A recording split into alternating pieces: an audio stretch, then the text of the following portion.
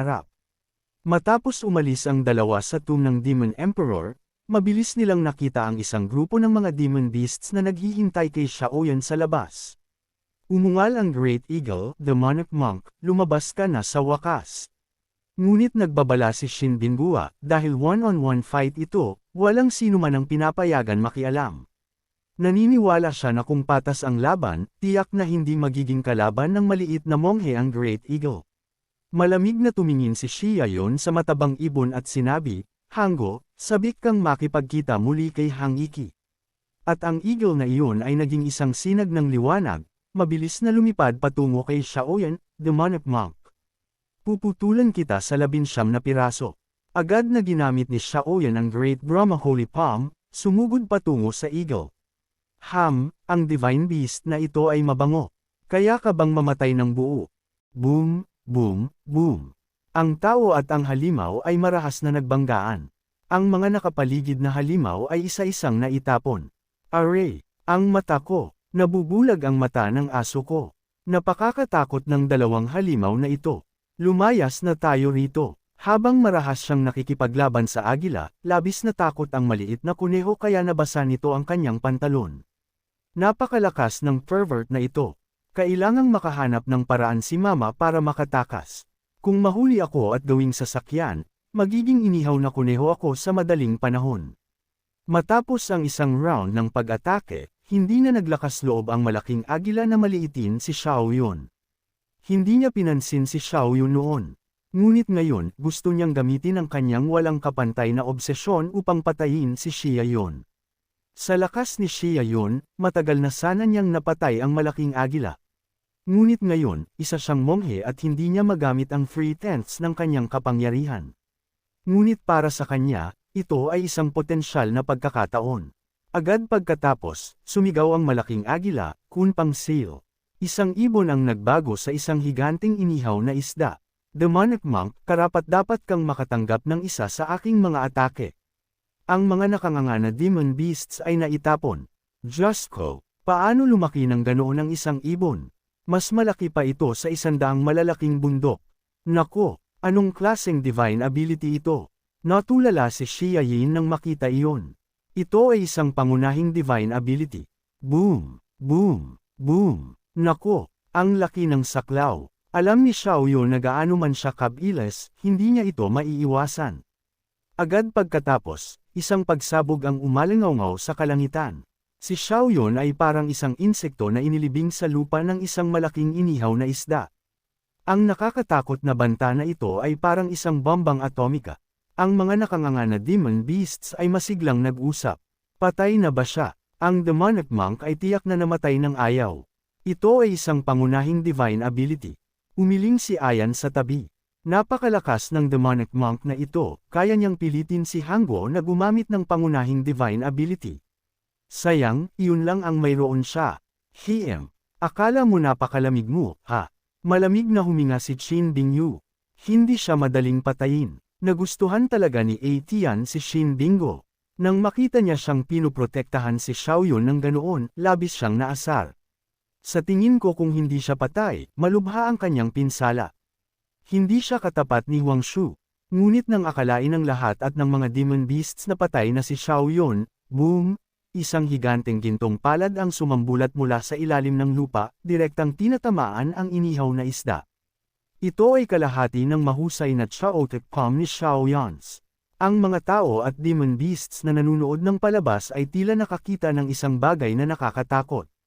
Sa sandaling ito, nanginginig ang kanilang mga kaluluwa.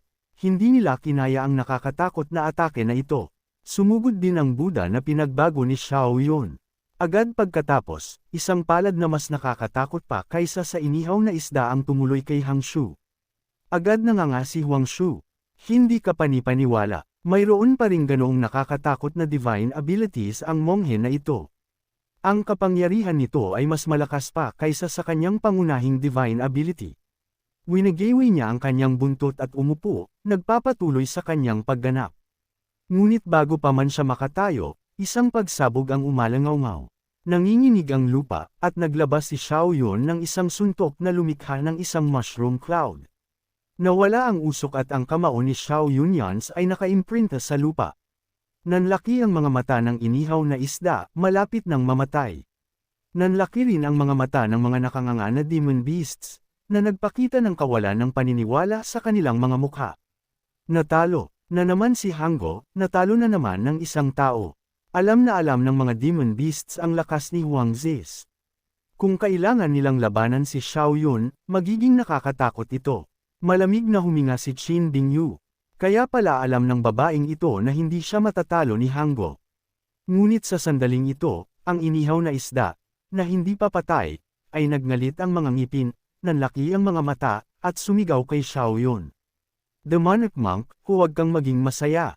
Kahit na malakas ang iyong lakas, mamamatay ka pa rin sa aking mga kamay ngayon. Agad pagkatapos, lumuwa ito ng isang gintong balahibo. Ito at ang balahibo ay nagsama, at ang kanyang higanting katawan ay lalong lumaki na may nasusunog na banal na apoy. Malungkot din si Shin Bingo nang makita niya iyon. Nako, nagdala pa sila ng forbidden weapons para sa cultivation. Kung hindi ka makakapaglaro ng patas, huwag ka nang maglaro. Mas mabuting lumabas na lang tayo. Isang higanting inihaw na isda ang nahulog mula sa langit, na gustong durugan si Xia Yun hanggang kamatayan.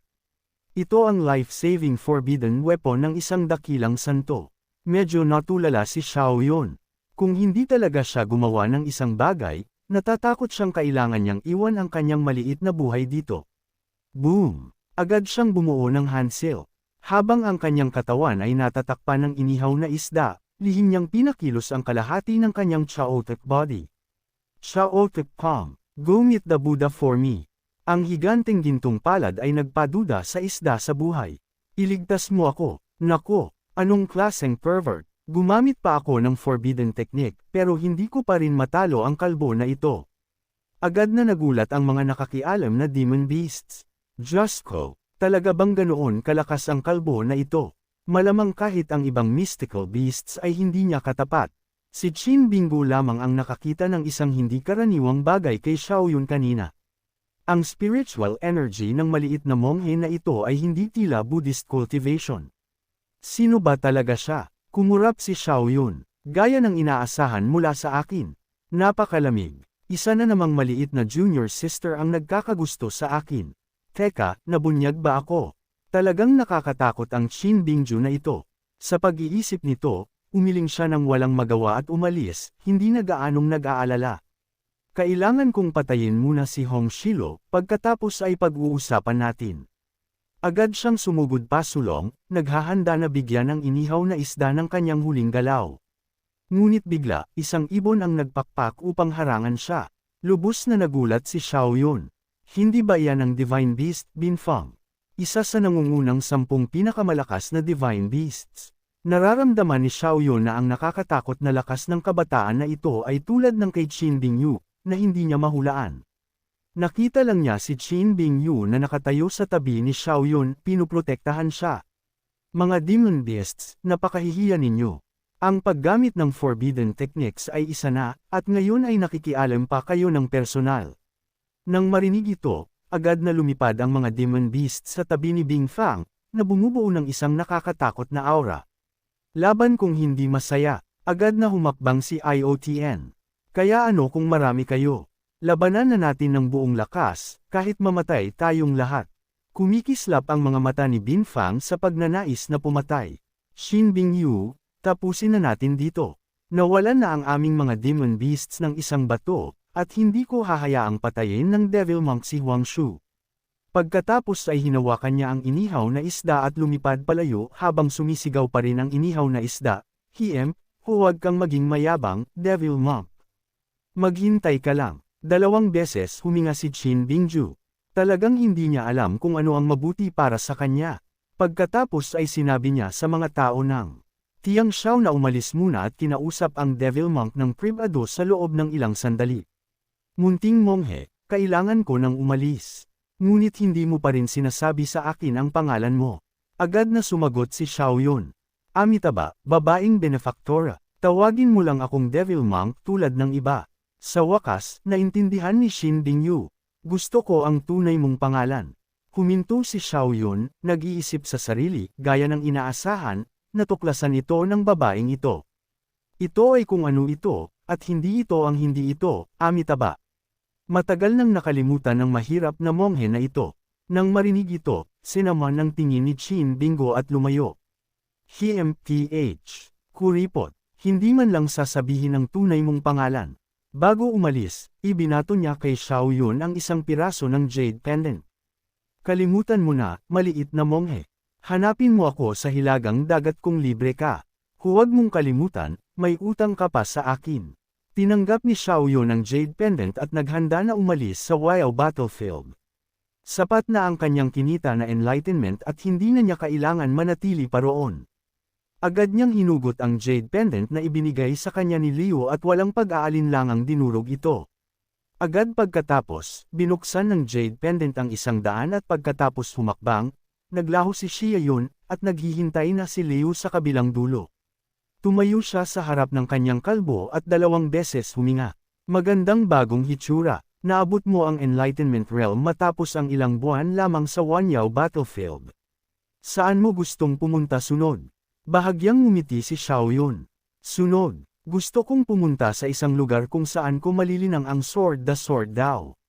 Natulala si Liu. Agad na nagsalita si Xiao Yun tungkol sa Dihi Sword Intent. Ito ay isang sword daw scripture ng isang quasi-divine being na nakuha ko sa Wanyao battlefield. Labis na nagulat si Liu. Hindi ba ito ang spiritual aura ng sword devil duan ng sword daw? Puno siya ng pag-asa at agad na dinala si Yun palayo sa Wayao battlefield. Munting bata, alam ko kung saan ka dapat pumunta sunod. Sinabi ni Xiao Yun kay Liu na gusto niyang linangin ang sword daw. Sino ang nakakaalam kung gaano kalayo ang dinala sa kanya ni Liu pagkatapos? Nako, bakit ako itinapon ni Liu? Narinig lang niya si Liu na nagsabi, "Go Pikachu, go." Saan? Maaari mo bang sabihin sa akin kung nasaan ito? Tara na muna, ang matandang ninuno na ito ay talagang kakaiba. Hindi ba siya maaaring maging medyo mas banayad sa susunod? Ha, ang bundok na iyon sa harap ay may ganoong kakaibang hugis. Inilabas ni Xiaoyan ang kanyang spiritual power at natuklasan na ang bundok na ito ay talagang may sword intent. Bukod dito, hindi lang isang hibla. Saan ba talaga ito? Dahil sa kuryosidad, lumipad si Xia Yun patungo sa bundok na iyon. At agad pagkatapos, bam, buong banggaan. Natulala si Xiao Yun, para itong napakalaking alon ng sword intent na tumama sa kanyang ulo, na nagpatalo sa kanya ng kontrol sa kanyang katawan. Nakita lang niya ang isang grupo ng mga cultivator sa likod niya na nagtatawanan, tinatawag siyang walang silbi. Hindi man lang nag-abala na suriin kung nasaan siya bago pumunta sa Sword God Mountain. Namula ang mukha ni Xiao Yun. Pinagpag niya ang kanyang puwit at tumayo. Sandali, sabi nila ito ay Sword God Mountain, ang Holy Land para sa sword cultivators. Sword God Mountain sa Eastern Wasteland. Napakabilis ng bilis ni Lei Zhu. May chismis na ang sword intent sa bundok na ito ay napakapakinabang para sa mga sword cultivators. Ngunit bukod sa mga Great Emperors, walang sinuman ang nakarating sa tuktok. Kahit ang mga Great Emperors ay kailangan umakyat. Hindi naman siguro mas masama kaysa sa akin, hindi ba? Narinig na si Zhou Wuji ay naglilinang sa Eastern Wasteland. Maaari ko ring tanungin siya. Kapag nagkaroon ako ng pagkakataon, agad na tumakbo si Xiao Yun. Gusto niyang makita kung hanggang saan ang kanyang limitasyon. Ang mga lalaking tumawag sa kanya na walang silbi ay nakanganga. Diyos ko, nagkakamali ba ako ng tingin? Sa ganoong kalaking sword pressure, tumatakbo pa siya. Ang lalaking ito ay tiyak na isang sword genius na ngayon. At iyan ang tinatawag kong tanawin na dapat makita. Sa puntong ito, tumakbo na si Xiao Yun sa isang lugar malapit sa paanan ng bundok. Diyos ko, napakalakas ng natural sword intent dito. Hindi pa ako nakakarating sa paanan ng bundok, at halos hindi na ako makatakbo. Naramdaman ni Xiao Yun na ang kanyang buong katawan ay dinudurog ng isang bundok.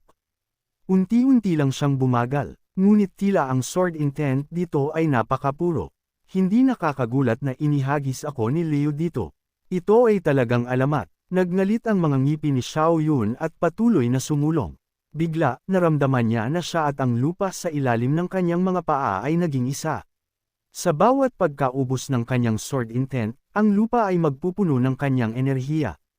Ito ang tunay na sword intent ng lupa.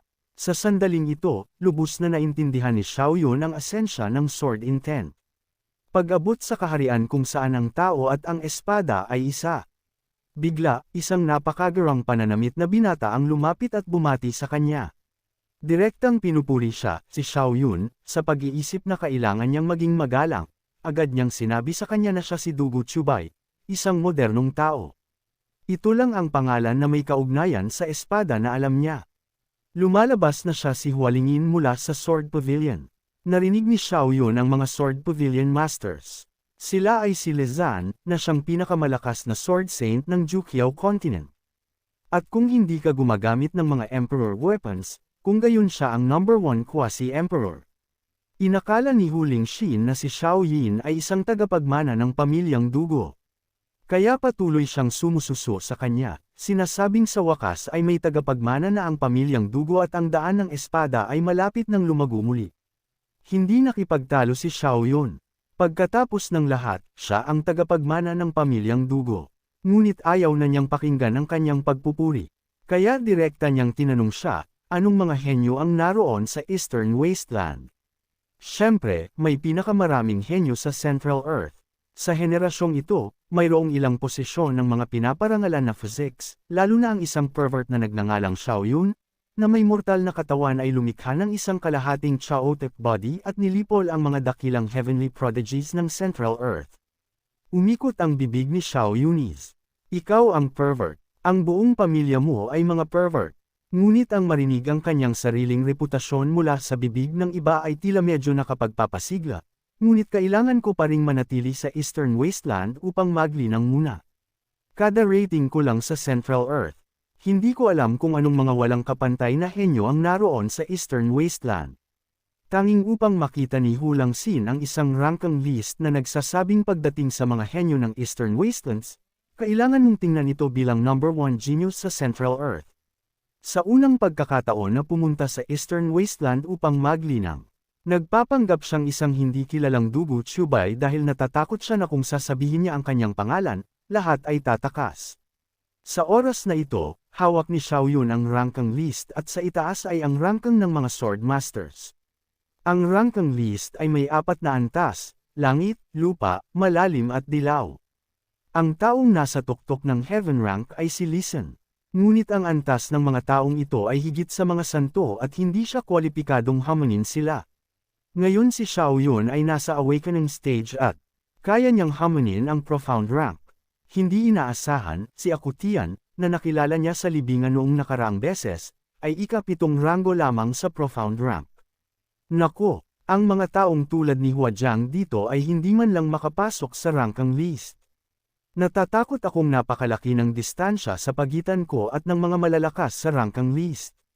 Hindi inaasahan, naniniwala talaga si Hu Lingxin sa sinabi niya. Inaliw niya siya na huwag malungkot at makakapasok siya sa loob ng ilang taon.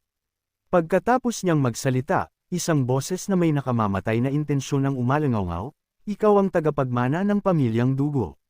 Natulala si Xiaoyun, sino ang puting buhok na lalaking ito? Mayroon ba akong away sa kanya? Ipinakilala ni Huang na ito ay si Biping, ang batang City Lord ng Sword City, ika-6 na ranggo sa profound rank, Him.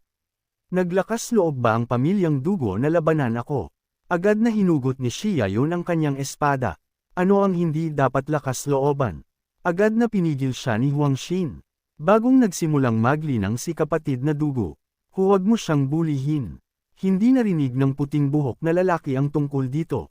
Lumabas na ang kanyang lolo ay binugbog ng espada ni Dugo hanggang sa umiyak siya para sa kanyang mga magulang. Ngayon, kailangan niyang labanan ang tagapagmana ng pamilyang Dugo. Biglang napagtanto ni Xiaoyun na ang espada ni Dugo ay nagkaroon ng problema noong taong iyon. Kung hindi mo tinatanggap, kung gayon, sige. Paano maglalakas loob ang mga aso at pusa na umarte sa harap ko? Pagkatapos niyang magsalita, ang dalawang sword intents nina Xiaoyin at Bipang ay marahas na nagbanggaan, at sandali lang silang naglaban nang binulabog nila ang sword intent ng Sword God Mountain. Agad nitong itinapon ang tatlo sa kanila. Sumigaw si Huang Xin. Ang pakikipaglaban dito ay madaling maatake ng sword intent. Kung mamatay ka rito sa oras na iyon, tapos na. Kung gusto mo talagang makipagkumpetensya, kung gayon magkumpetensya upang makita kung sino ang mas malayo. Ang pagputok ng sword intent kanina ay talagang napakakatakot. Walang sinuman sa kanila ang naglakas loob na gumawa ng galaw muli. Walang pakialam na sinabi ni Bipang. Maglakas loob ba siyang ikumpara sa akin? Isang baguhan na kakaintindi lang ng pinagsamahan ng bago. Ako ang mauuna, tingnan mo na lang ako mula sa likod. Okay, ang mauna, anak, susundan ka ng iyong ama. Sinabi ni Hualang Shin na noong taong matapos talunin ang lolo ni Bipangs ng Sword Devil, tinawag siyang third-rate sword daw at hindi na siya naglakas loob na lumabas ng Sword City simula noon. Kaya kinasusuklaman niya ang mga tao ng labis. Hindi inaasahan, nangutya si Xiao Yun. Third-rate swordsmanship lang siya. Ang buong Sword City nila ay third-rate swordsmanship. Bumagsak ang panga ni Huang Xin. Ha! Ang mga taong iyon sa pamilyang Dujo ay napakayabang. Sa daan, nakasalubong nila ang maraming cultivators, nagtsismisan tungkol sa kompetisyon. Tingnan mo, sino ang binatang iyon na nakikipagkompetensya sa ika-6 na ranggo na eksperto sa profound ranking? Malapit na ang kanyang lakas. Nagngalit ang ngipin ng tatlo at patuloy na sumulong na parang may dalang 10 bundok sa kanilang likod. Dahan-daang sumunod si Xiao Yun sa likod ni Biping, inilalabas ang kanyang kapangyarihan. Ang kanyang Great Earth Sword Intent ay hindi kasing lakas ng kay Bipangs, ngunit mas matyaga siya. Hindi nagtagal, nanginginig si Huang Xin. Dugo, kapatid, sige ka. Naabot ko na ang aking limitasyon. Tumango si Xiao Yun at pinabilis upang habulin ang lalaking may puting buhok. Lumingon si Biping at sumulyap sa likod. Hindi niya inaasahan na mas kahanga-hanga pa ang batang ito kaysa kay Huang at laging bumibilis. Hindi pwede, hindi ako pwedeng matalo sa kanya. Humigpit ang kanyang mga kamao at isang napakalakas na pagputok ng spiritual power at sword intent ang sumambulat mula sa kanyang buong katawan. Fusing fire, 2 beses huminga si Xiao Yun, sinusunog muna ang kanyang spiritual power. Nagpalit ba ng pwesto ang utak at puwit niya? Sobrang desperado niyang manalo. Kapag nasunog ang kanyang spiritual power, tatangayin siya ng sword intent sa isang iglap. Hindi naman itinuring ni Xiao Yunan na kalaban siya sa simula pa lang, ngunit ang kanilang sword intent dito ay eksaktong pareho. Marahil ay makapag-absorb siya ng ilan, agad siyang pumikit at pinakilos ang kanyang Cosmic Sword C. Sinusubukang i-absorb ang Great Earth Sword Intent sa loob ng Natural Sword Intent. At nakakagulat, walang pagtanggi. Hindi nagtagal, nagulat si Xiao Yun nang makita na patuloy na lumalaki ang kanyang Great Earth Sword Intent. Ang buong katawan niya ay gumaan, at naramdaman niya na mas mabilis siyang makagalaw. Para siyang tren ngayon. Haha, puting buhok, tingnan mo kung paano mo ako lalabanan. Ngumisi ang puting buhok na lalaki.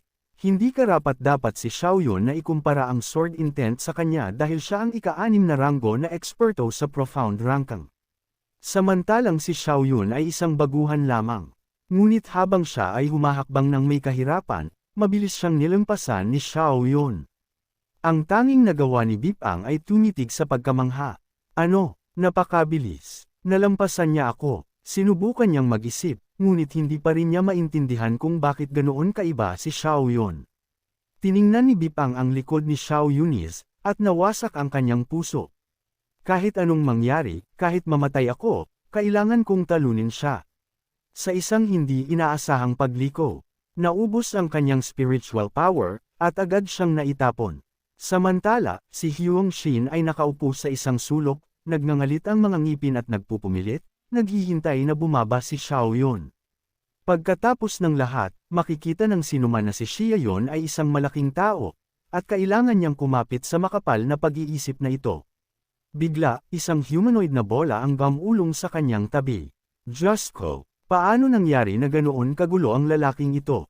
Bumagsak ang panga ni Huang Xin, at agad siyang lumingon at tumakbo pababa ng bundok. Falem, kapatid, okay ka lang ba? Pinunasan ni Bipang ang dugo mula sa sulok ng kanyang bibig at sinabing, tulungan mo akong sabihin sa lalaking iyon na hindi pa ako natalo. Sabihin mo sa kanya na pumunta sa Sword City at hamunin ako kung maglakas loob siya. Kung manalo siya, magiging ika-6 siya sa profound ranking. Matapos magsalita, tumalikod siya upang umalis. Ah, tama, Ano nga ulit ang pangalan niya? Dushi something. Dushi Chubay. Kailangan kong tandaan. Baka tumakas siya. Kumaibot ang sulok ng bibig ni Hyuang. Ano ang nangyayari?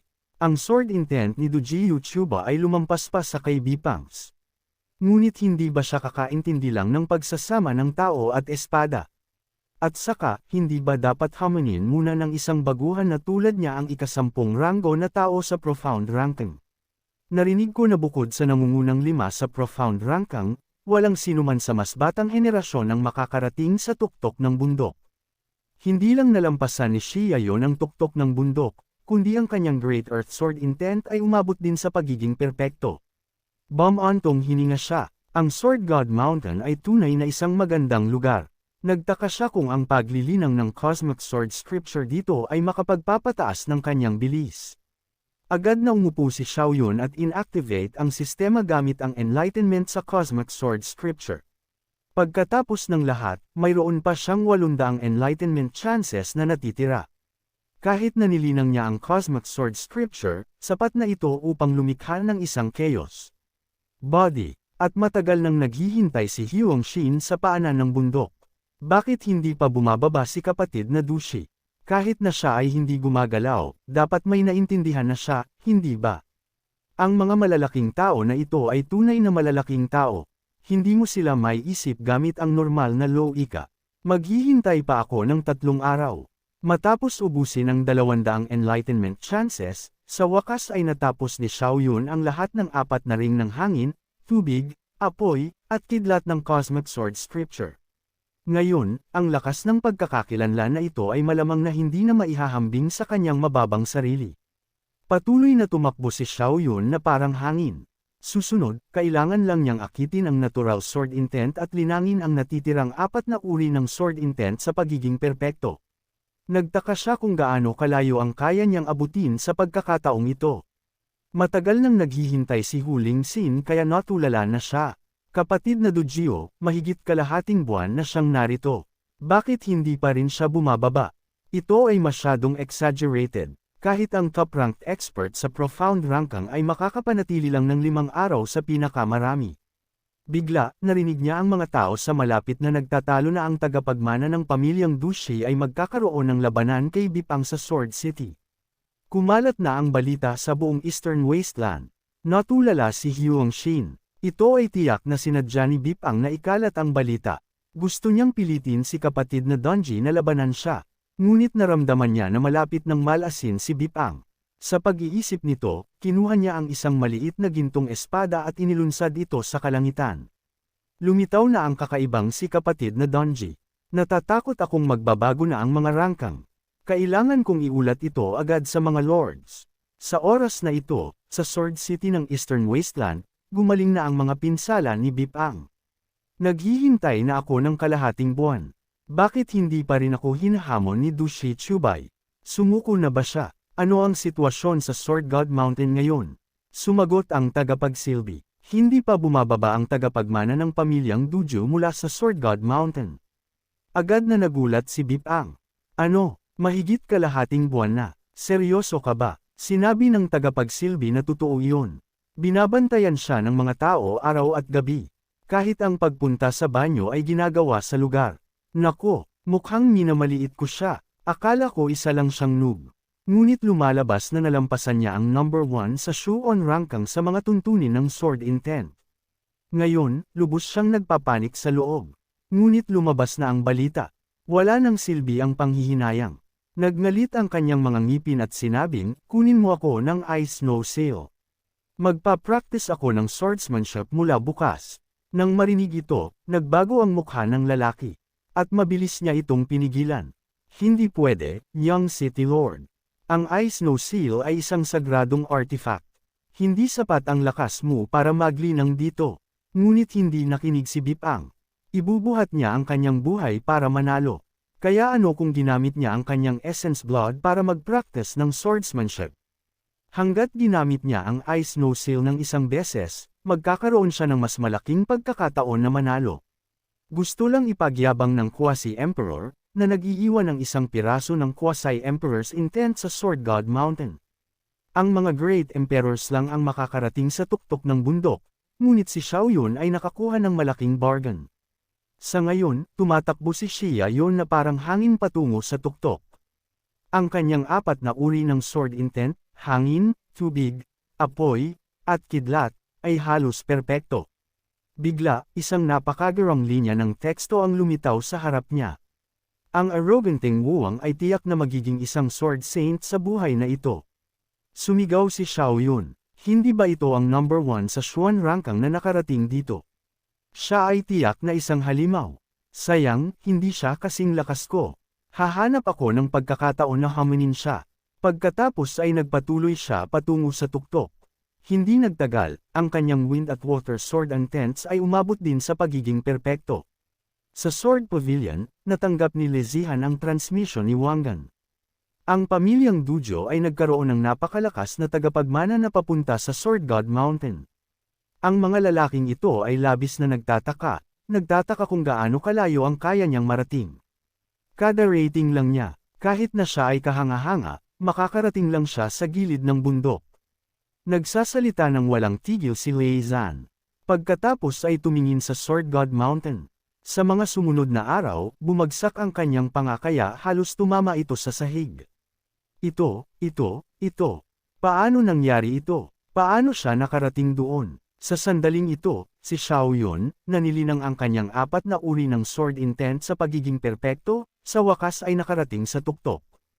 Nakita niya ang isang higanteng bato sa harap niya na natatakpan ng sulat. Natulala si Xiao Yun, narinig ko na ang mga Great Emperors lang ang makakarating sa tuktok. Nagtataka ako kung kaninong imperial words ang mga ito.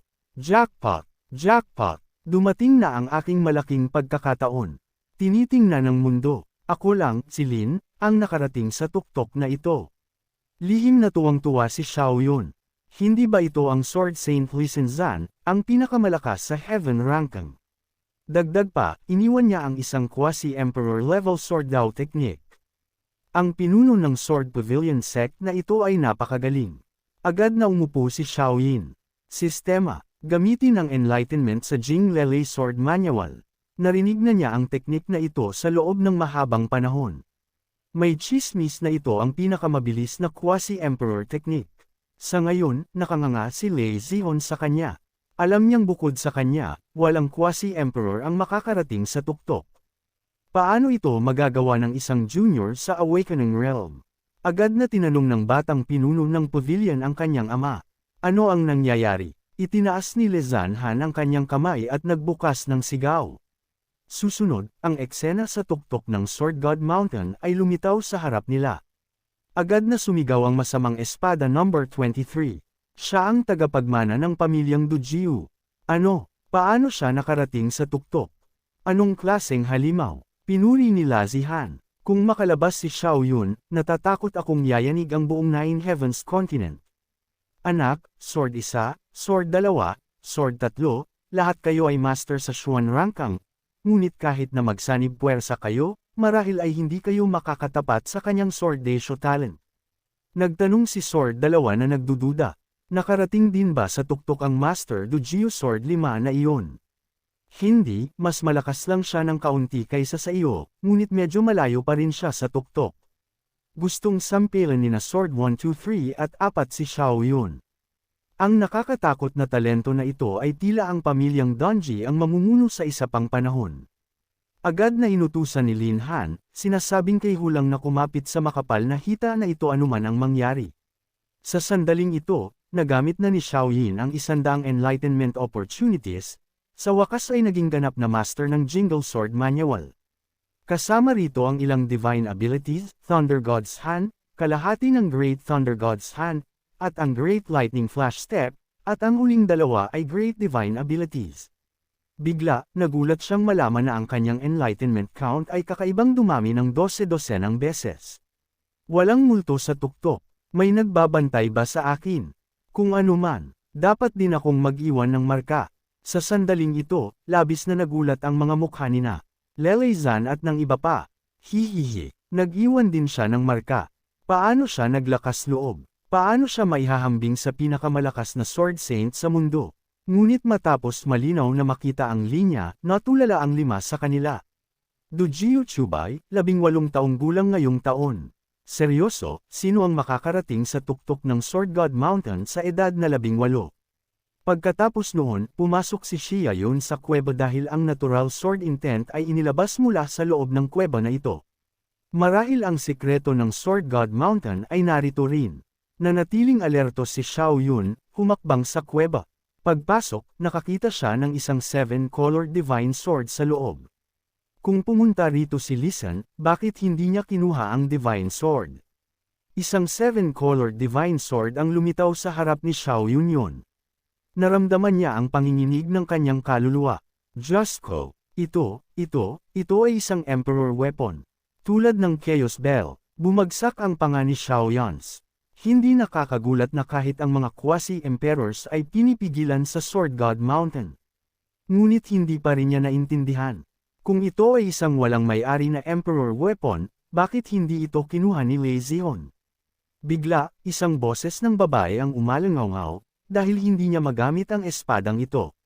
Sino ang nagsasalita? Bago makapag-react si Xiao Yun, isang babae ang lumitaw sa harap niya. Nakita siya ni Xiao Yun at natakot. Anong klaseng demonyo ka? Huwag kang matakot. Ako ang sword spirit ng espadang ito. Ikaw ang ika-9 na taong lumitaw dito. Sa wakas ay nakakita ako ng isang buhay na tao.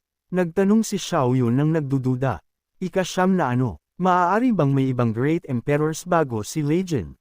Oo, ang unang 7 ay pawang mga great emperors. Si Legion ay isang quasi-emperor. Ikaw lang ang pinakamahina. Sobrang hina, kaya kitang tanggayan. Lubos na natulala si Xiao Yin. Ginagaya mo ba ako? Gusto niyang kumurap sa noo. Kung ganoon, bakit hindi kinuha ng 7 great emperors at ni Li Shenzan? Tila walang magawa ang sword spirit. Ang 7 great emperors na iyon ay may kanya-kanya ng emperor weapons. Ang paggamit sa akin ay magpapahina sa kanila. Tungkol naman kay Lisan, hindi tugma ang sword daw na naintindihan niya sa akin. Hindi niya ako kayang paalisin. Ngunit pakiramdam ko, ikaw ang tunay na makakapagdala sa akin. Samilaw ang mga mata ni Xiao Yans na parang mga headlights ng kotse. Dahil ba sa napakagwapo ko? Natulala ang sword spirit. Siyempre hindi, dahil kailangan mong intindihin ang 7 sword intents para mapataas mo ako. Nakaintindi ka na ng 5, samantalang si Lele Exen ay isa lang. Nanlaki ang mga mata ni Xiao Yuni sa excitement. Pinag-uusapan mo ang 5 sword intents na ito, lupa, apoy, tubig, hangin, at kidlat. Ano ang 2 pa? Hindi inaasahan, umiling ang sword spirit at sinabing, hindi ko alam, walang ideya. Hindi pa narinig. Alamin mo na lang ang sarili mo. Ako rin ay isang walang lamang na kayamanan. Naisip ni Xiao Yin sa sarili. Sa ngayon, walang anumang Great Emperor level weapons ang Ju Shao Continent. Ito ay halos isang nope. Kailangan ko talagang kunin ito, ngunit kulang pa rin ako ng 2 sword intents. Sa pag-iisip nito, naasar si Xiao Yun. Sige, hanapin muna natin ang 2 pang sword intents. Natulala ang sword spirit. Huwag kang umalis. Magchismisan muna tayo. Bakit ka umalis na parang si Lisen? Medyo pagod si Xiao Yun. Hindi ba pwedeng umalis si Lisen? May emperor weapon sa harap ko at hindi ko kayang kunin. Ang pangit naman. Samantala, sa paanan ng Sword God Mountain, mahigit 1 buwan nang naghihintay si Hulang Xin. Kapatid na Xiao, nandito ka na. Nandito ka na. Nandito ka na. Sa wakas bumaba ka na. Hindi napigilan ni Xiao Yun ang pagtaas ng kanyang kilay. Hua, nandito ka pa rin. Mukhang nilalapitan ako ng binata na ito para sa isang layunin. Ngumiti si Wang Xin at sinabing, nagtataka ako kung gaano kalayo ang narating ni kapatid na Xiao sa bundok. Paano kung sabihin ko sa iyo na narating ko ang tuktok? Maniniwala ka ba? Natulala si Wang Xin. Kung ayaw sabihin ni Dabwang, hindi ko na lang tatanungin. Mas pipiliin niyang makakita ng isa pang guni-guni kaysa maniwala na narating ni Xiao Yan ang tuktok dahil napakakatakot iyon. Oo, hinamon ka ni Bipang sa isang duelo sa Sword City. Nandidiri si Xiao Yun. Hindi ako tanga. Bakit ko siya hahamunin? Hindi ako pupunta. Napakababaw niya. Ngunit kumalat na ni Bipang ang balita sa buong Eastern Wasteland. Maraming sword cultivator ang nag-aabang sa labanan na ito. Kung hindi ka pupunta, sisirain mo ang iyong pangako at sasabihin nilang sumuko ka. Kung tutuusin, hinamon mo ang isang sword down na henyo. Kung matalo mo siya, magiging ika-6 ka sa Profound Board. Ngumisi si Xiao Yun. Sayang, rebelde ako sa kalikasan. Ayoko nang pinipilit pero ang top 5 sa Profound Board ay marahil sulit labanan. Papunta ba sila sa Sword City para manood? Bumagsak ang panganihulang scene. Ha! Pati sina Sword 2 at Sword 3 mula sa aming Sword Pavilion ay darating. Baka gusto niya. Ngumiti si Xia Yun, pagkatapos ay lumipad patungo sa Sword City upang talunin si Xia Yin. Pinagyayaman ng puting buhok na kabataang ito ang kanyang espada sa anumang paraan. Ngunit hindi niya alam na hindi man lang siya pinansin ni Xiao Yin. Nang malaman niyang lumipad na si Dugu Chubay sa Sword City, tuwang-tuwa siyang sumigaw at hinugot ang kanyang espada. Sa wakas, nandito na siya. Hindi mapigilan ng tagapagsilbi ang ngiti. Talaga, young City Lord, pinagyayaman mo ang iyong espada gamit ang iyong Essence Blood sa loob ng kalahating buwan. Halos nasira ka na. Kahit manalo ka sa pagkakataong ito, masisira mo ang kalaban ng 1,000 habang nasa Syra ang sarili mo ng 800. Sulit ba? Matigas ang kanyang mga mata. Sulit. Sa sandaling ito, siksikan ng lahat sa arena ng mansyon ng City Lord. Diyos ko, ang daming tao. Mukhang nandito na rin ang tagapagmana ng pamilyang Dugu. Pagkatapos ng lahat, si Dugu Jian ay isang natatanging figure ng kanyang henerasyon. Tingnan mo. Nandito na ang lahat ng henyo sa rangkang board. Hindi ba yun sina Sword 2 at Sword 3? Oo, mukhang magsisimula na ang mga bagay-bagay. Hindi pa lumalabas si Xiao Yun. Nakatitig na si Awan kay Sword 2. Matagal na kitang hinihintay. Habang wala pa si Doug Uche, paano kung mag-spar muna tayo ng kaunti? Bago makasagot si Sword 2, hindi mapigilan ni Sword 3 ang pagtawa, mangarap ka. Hindi ka nga kasing taas ng ranggo ko. Hindi ka karapat-dapat lumaban sa aking senior brother. Ako ang lalaban sa iyo. Pagkatapos niyang magsalita, boom! Bumagsak ang espada sa kamay ni Ayan. Kung gayon, tanggapin mo ang isang atake mula sa akin. Malamig na tumawa si Sword 3 nang may paghamak, sobrang taas ng tingin mo sa sarili mo. At direktang sumaksak. Matapos ang direktang paghaharap, itinapon si Sword 3 ng libu-libong metro ang layo ni Autan. Galit siya, pagkatapos ay nagmura. Despicable bastard, ang espada mo ay semi-saint weapon. Mas ngumiti si Autan ng mayabang. Ang aking myriad swordsmanner ay orihinal na umaasa sa reputasyon ng chaotic physique. At ang espadang ito ay personal na pinende at pinino ko upang maging semi-saint weapon sa myriad demon battlefield. Aminin mo na lang na talo ka. Galit si Sword 3 ngunit walang masabi.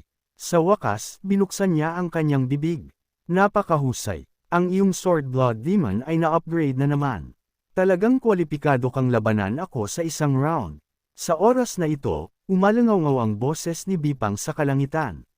Ngayon ang araw kung kailan ako at ang tagapagmana ng pamilyang Dubo ay maglalaban. Mangyaring, lahat, lumaban sa ibang araw. Sa sandaling ito, lumipad na rin sina Xia Yin at Huang Xin.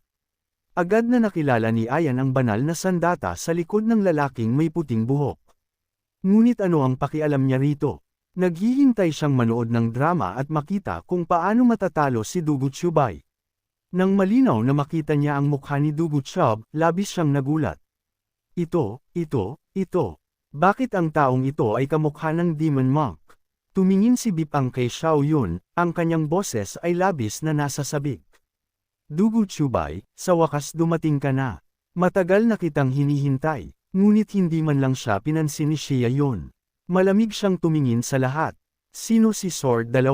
Medyo natulala si Huang Xin. Hindi maaari, hindi naman siguro ang iniisip ko, hindi ba? Si Sword 3, nakikita mismo ang kay-abangan ni Xiao Yunis, magalang na tumayo. Ako si Sword 2, may negosyo ba si Dugu siyang sa akin?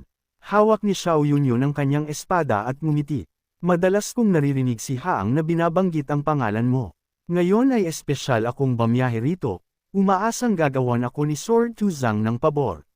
Natulala si Hulang Xin nang makita ito. Diyos ko, tama nga ang hula ko. Bukod pa rito, kailan ko ba binanggit si Sword 2 sa iyo? Bakit mo ako tinuturo? Nagalit ang mukha ni Bipangs. Nanginginig siya at sumigaw, Dushi, ikaw Chubay, naglakas loob ka bang guluhin ako? Ngunit kalmado lang si Xiaoyun na nangutya sa kanya. Sino sa tingin mo ang sarili mo? Anong karapatan mo na hamunin ako? Tinanggap ko ba ang hamon mo? Ibinagsak ni Xiaoyun ang kanyang espada sa lupa ng may lakas na nagwasak sa lupa. Agad pagkatapos, itinapon si Jin Er. Diyos ko, talagang nilinang niya ang aming sword sex divine ability sa pagiging perpekto. Bumalik sa naunang eksena, galit na galit si Bipang dahil kay Xia Yin. Ang daddy na ito ay ika-6 na ranggo sa profound ranking at wala akong karapatang hamunin ka. Kada rating mo lang. Hindi man lang siya sinulyapan ni Xiaoyun. Jian, handa ka na ba? Hindi inaasahan, direktang tinanggap ni Janir ang hamon. Dugo, hindi niya minamaliit si Xiaoyun. Bunong Earthly Feast. Naglabas si Xiaoyun ng isang atake gamit ang kanyang blade, na lumikha ng hindi mabilang na mga basag na parang sapot ng gagamba sa lupa. Ngunit ang siksik na atake na ito ay madaling naiwasan ni Jian. Malamig na huminga si Xiaoyun. Hindi ba iyan ang lightning step mula sa Sword Scripture of Thunder? Hindi masama, siguro. Sayang, alam ko rin iyan. Manood ka sa akin na tumakbo sa isang Z-shape, isang C-shape, isang D-shape. Biglang lumitaw si Xiaoyun sa ilalim ni Jian, ngunit nagbago ng direksyon ni Janir. Hinulaan ni Xiaoyun ang kanyang susunod na galaw. Bago pa man mabigla si Jian Air, mas lalo siyang natakot. Binugbog siya ng opening move ni Xia Yans na umubo ng dugo. Ang mga nanunood ay tila nakakita ng isang bagay na nakakatakot. Diyos ko, isang galaw lang, at sinaktan niya ang ika-6 na ranggo sa profound ranking. Baguhan ba talaga siya? Nakanganga rin sina Huang Xin at Jian San. Ano, saan nanggaling ang freak na ito? Talagang nilinang niya ang lightning step sa pagiging perpekto. Sa sandaling ito, naramdaman ni Bipang na siya ang biro. Napakalakas ng batang ito, hindi nakakagulat na ayaw niya akong labanan. Nako, bahagyang ngumiti si Xiaoyun at sinabing, Senior Brother Gian, am I not worthy enough for you to draw your sword? Mahirap na pinatagilay ni Gian ang kanyang katawan. Hindi ko inaasahan na ganoon nakakatakot ang lakas ni Brother Dugun. Mukhang kailangan kong ibigay ang lahat. Thunder God's Collapse. Ginamit niya ang lahat ng kanyang lakas at inatake si Xiaoyun. Agad na lumipad si Yun. One sword freezes 10,000 milya. Agad pagkatapos, isang malakas na pagsabog ang umalangaw. Nagbanggaan ang dalawang galaw ng malakas, ngunit nawalan na ng kalamangan si Janur dahil itinatago ni Xiaoyin ang kanyang lakas. At pagkatapos ay sumigaw siya, alam ko rin ang Thunder God's Collapse. Natulala si Hulang Xin. Siya. Paano niya nalaman ang Sword Scripture of Thunder? Ipinaliwanag ni Janson. Iniwan ng Master ang Sword Scripture of Thunder sa tuktok ng bundok. Nadaanan ni Dushi Uuchi at nakita, ngunit sa kanyang puso, lihim siyang nagmura. Nako, mas mabilis pa ang pag-intindi ng freak na ito kaysa sa akin. Nang marinig ito, natulala na naman si Wangan. Ang tuktok ng bundok. So, hindi nagsinungaling sa akin si Doju Chubay. Talagang narating niya ang tuktok ng bundok. Sa oras na ito, tila nakakita ng isang bagay na nakakatakot si Gian Earth. Ito, paano ito nangyari? Hindi lang ang lightning step, kundi nilinang din niya ang Thunder God's Collapse sa pagiging perpekto. Agad pagkatapos, boom, nabalutan si Sia ng kapangyarihan ng kidlat. Sa sandaling ito, talo na siya. Sumugod si Gian. Senior Brother, okay ka lang ba? Huwag kang mag-alala, maaari naming imbitahan si Senior Lezihan upang alisin ang kidlat mula sa kanyang katawan at magiging maayos siya pagkatapos ng ilang araw ng pahinga. Natulala si Jan. Kaya pala, nagpakita ng awa si Dujiechi. Salamat, hindi kailangan ng paggalang. Gusto ko lang makipagkumpetensya sa swordsmanship at matuto ng kaunti mula sa sword sect. Pagkatapos magsalita, naghanda siyang umalis ng Yeduo, hindi man lang tinitingnan si Bipang. Sa oras na ito, si Bipang ay parang biro. Malinaw na hamon niya ito.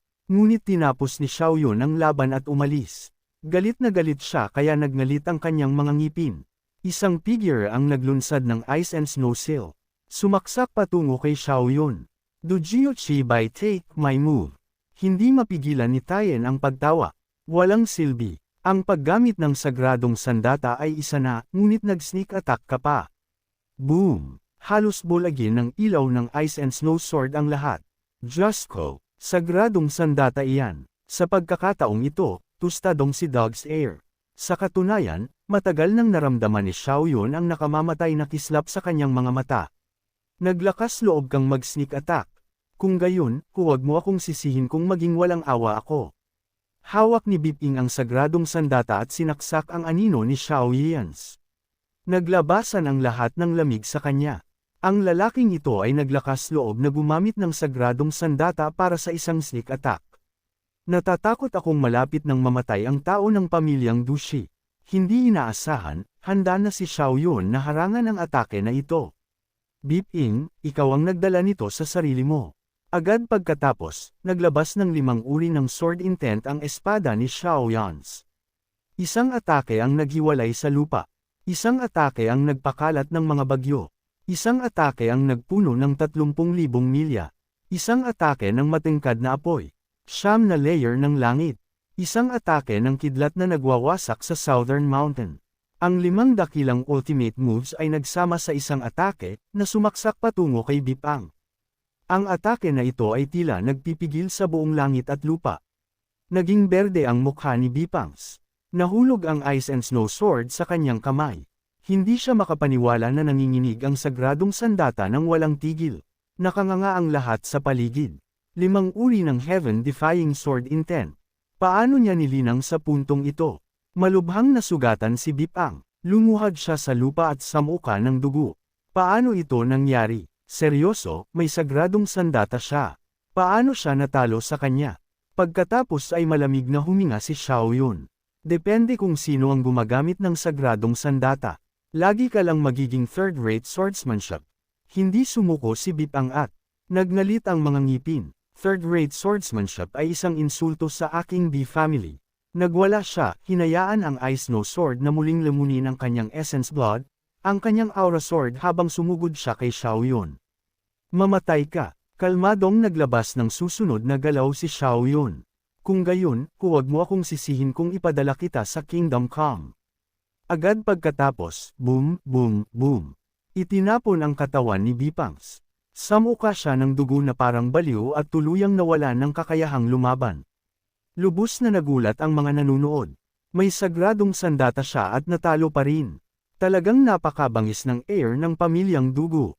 Sa sandaling ito, itinaas ni Xiao Yun ang kanyang espada, handang bigyan siya ng huling saksak. Ito ang unang pagkakataon na naramdaman ni Bipang ang lamig ng kamatayan. Hindi mo ako pwedeng patayin. Itinaas ni Xiao Yun ang espada sa itaas ng kanyang ulo. Nang walang awa, naglakas loob kang patayin ako, papatayin din kita. Takot na takot si Bipang na halos mabasa na ang kanyang pantalon kasama ang isang sigaw. Biglang lumitaw ang isang figure. Ginamit lang niya ang isang kamay para harangan ang atake para kay Bipang. Paano ka naglakas loob? Papatayin mo ang anak ko sa harap ko. Pagod ka na bang mabuhay? Naghawak si Bipang sa malaking hita na maaasahan niya. Wow! Ama, sa wakas dumating ka na. Akala ko patay na ako. Huwag kang matakot. Nandito ako. Sino ang maglakas loob na pumatay sa iyo? Hindi niya alam na darating ang isang sampal sa mukha. Bum-ontong hininga ang mga nanunood. Napakahihiya ng City Lord na ito na nakikialam sa mga bagay ng mas batang henerasyon sa kanyang edad. Kasabay nito, naaawa rin sila kay Dugu Chubay. Isang ganoong halimaw na henyo ay mamamatay dito. Tanging upang makita ang arroganting City Lord na maglabas ng espada. Junior, hindi kita papatayin. Ang atake na ito ay ang iyong cultivation. Ituring mo itong isang aral. Nang malapit ng hawakan ng espada si Xiao Yun, direktang nagkapira-piraso siya. Sa kanyang puso, malamig nang umiti si Xiao Yun. Ay, gusto mo akong gawin. Sayang, may background din ako. Sa proteksyon na kalikasan ni Leos, sino ang nakakaalam kung direktang patatagin niya ang kanilang Sword City? Natulala ang City Lord, walang masabi. Ano ang nangyayari? Sinong kapwa Daoist ang kumilos? Umaasa ako na maibibigay mo sa akin ang ilang mukha at huwag kang makialam sa mga bagay ng Sword City. Agad pagkatapos, tumingala ang City Lord at nakita ang isang higanteng kamay na bumababa patungo sa mukha ng Sword City. Karapat-dapat ka ba? Takot na takot ang City Lord na umihi siya sa pantalon. Banal, banal, banal na Saint Senior, mangyaring patawarin mo ako. Ang junior na ito ay hindi alam kung saan ako nagkasala sa iyo. Mangyaring maging mapagbigay. Ang buong Sword City ay tila nahaharap sa Doomsday. Ang boses sa kalangitan ay nagpaninigas sa lahat. Hindi ba gusto mong mangbuli ng mahina? Kung gayon ngayon ako, ang iyong Lord, ay mangbubuli ng mahina minsan. Isang higanteng kamay ang bumaba.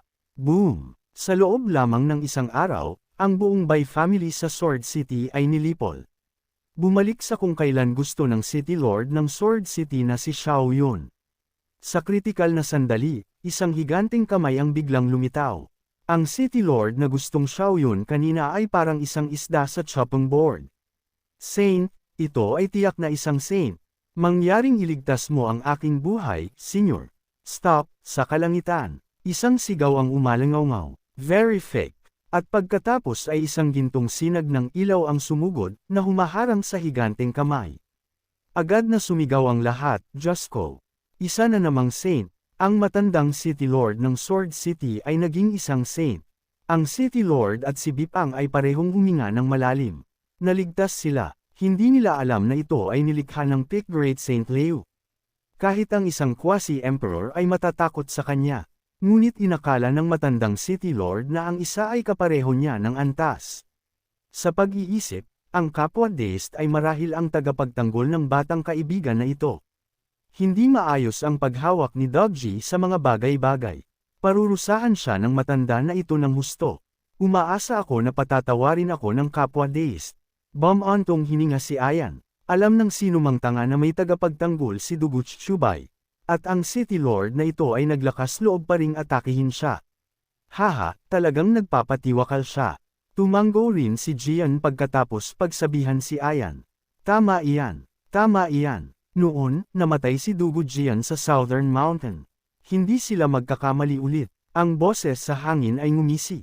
Patawarin. Anong kwalifikasyon mo para hingin sa akin na patawarin ka? Dahil hindi mo alam ang mga patakaran ng pangbubuli ng mahina, kung gayon ngayon ay mangbubuli rin ako ng mahina minsan. Kaya ang higanteng kamay ay malapit nang bumaba na parang bumabagsak na ang langit muli. Ang matandang City Lord ay takot na halos umihi na siya sa kanyang pantalon. Ikaw ay talagang isang great saint. Nagsisi siya ng lubos. Ang isang great saint ay isang taong hindi niya kayang labanan. Ngunit sa susunod na segundo, bumaba na ang higanteng kamay. Ang matandang City Lord at ang batang City Lord ay agad na dinurog hanggang mamatay. Sa isang iglap, namatay din ang matandang City Lord nang hindi makatarungan. Namatay siya bago pa man siya makagawa ng anuman. Lahat sa paligid ay huminga ng malalim. Napakakatakot ng tagapagtanggol na ito. Nilipol ang buong B family sa isang galaw. Mula ngayon, walang sino man ang maglakas loob na mangbuli sa tagapagmana ng pamilyang Dugu muli. Sa katunayan, iniwan ni Leo si Bip ang nabuhay para laruin ni Xia yon. Takbo, huli na. Pagkatapos mamatay ni Bip Ing, direktang inagaw ni Xia Yin ang kanyang sagradong sandata. Ang lalaking ito ay gumugol ng kalahating buwan sa paglinang ng espada, tanging para makinabang si Xiao Yin. Yay! Nakasil ang Dadaos Devil Blade. Hindi niya magamit ang isang Demon Sword. Ang sagradong sandata na ito ay akin na ngayon. Bigla, tumakbo si Huang Xin at nagtanong, "So, Dushi Bro is fourth on the ranking now. But who should he challenge next?" Sinadya ni Xiao Yun na biro, ano sa tingin mo? Ngayon ay sina Awang, Jian Yi, at Ye Jian na lang ang natitira. Sino ang pipiliin ni Du Jiu Bro? Ngunit umiling si Xiao Yun. Tamad na siyang labanan ang mga henyo sa mga rangkang. Lumaki ang mga mata ni Hualang Xin. Nagtataka ako kung narinig na ba ni Bu Jiyab ang tungkol kay Xiao Wuji. Tumango si Xiao Yun. Hindi ba't sobrang pamilyar siya? Nagtataka ako kung lumakas na ang lalaking iyon. Nagpatuloy si Hulang Sing. Sa 7 araw, lalaban si Xiao Wuji kay Ye. Si Ye ang ating number 1 genius sa Eastern Wasteland. Ang mayroong Xuanhuang Undying Body. Medyo sumeryoso si Xiao Yun. Ang Xuanhang Undying Body. Ha! Kailangan kong tingnan iyan. Isa na namang Supreme Physique, pangalawa lang sa Space-Time Physique ni Lee Changdi. Sa pag-iisip nito, agad siyang lumipad patungo kay Zoji. Tara na, Hua, kapatid, manood tayo. Hinamon ni Zoji ang number 1 genius ng Eastern Wasteland, si Ye. Ginamit lang niya ang isang challenge letter para pilitin si Ifai na ibigay ang lahat. At siya ay maliit na kapatid lang ni Xiao Yans. Noon, nagchismisan sina Ye Jian at Ye tungkol kina Bipang at Du Shichubay. Ang Bipang na iyon ay isang biro. Nagsawa lang si Du Shichubay sa paglalaro sa kanya at pagkatapos ay sinaksak siya at ang buong pamilya niya ay nilipol. Ngayon ang buong Eastern Wasteland, kasama ang aming Ye family, ay sumusuporta sa pamilyang Dujo. Ang Bai family ay patay at dinudurog, talagang malas. Bigla, inabot niya kay Ye ang isang sulat. Ito ang challenge letter na ipinadala ni Zoji. Sabi niya, magkakaroon sila ng huling labanan sa loob ng 7 araw. Ikaw ang pipili ng lokasyon, kapatid. Natuwa si Ye na binuksan ang sulat. Sa wakas, nandito na siya. Ngunit pagkabukas niya, isang sinag ng ilaw ang lumabas mula sa challenge letter, at ang salitang, digmaan, ay lumitaw sa kalangitan, na nagpatakot sa kanilang dalawa. Like, comment, share, and subscribe naman dyan mga ito go. Maraming salamat po.